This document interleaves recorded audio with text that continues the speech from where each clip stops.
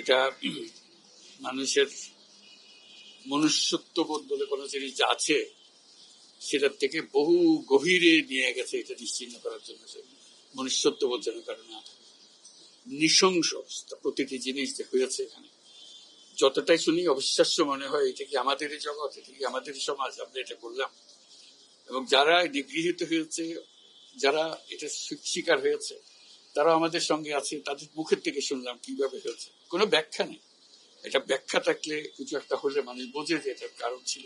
এটা বিনা কারণে রাস্তা থেকে উঠিয়ে আনার মতো করে, বিনা দোষে কতগুলো সাক্ষী সাবুত হাজির করে সেই এক্সপ্লোসিভ কতগুলো গাড়ির ভিতরে ধুয়ে দিয়ে তারা বলছে তুমি সন্ত্রাসী, জঙ্গি, এগুলো বলে বলে তাকে নিয়ে আসা হয়েছে।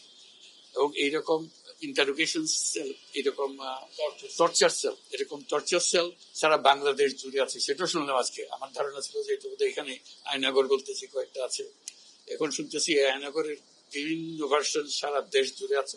কেউ বলবে 700, কেউ বলবে 800। এটি সংখ্যাও নিরূপণ করা যায়নি পর্যন্ত, কতটা আছে, কতটা জানা আছে, কতটা অজানা রয়ে গেছে সেই জিনিসগুলো। আমরা এমনি শুনি আইয়ামে জাহেলিয়াত বলে একটা কথা আছে। এই গত সরকার এই আইএমএ জাহেলিয়াতকে প্রতিষ্ঠিত করে গেছে সর্বক্ষেত্রে। এটা তার একটা নমুনা।